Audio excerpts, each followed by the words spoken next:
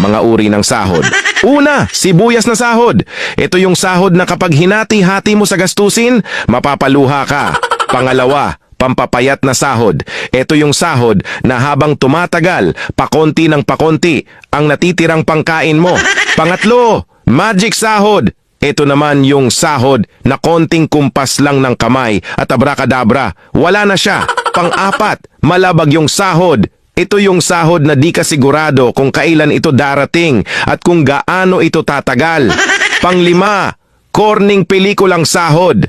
Ito naman yung sahod na tinatawanan mo na lang para di ka mabwisit.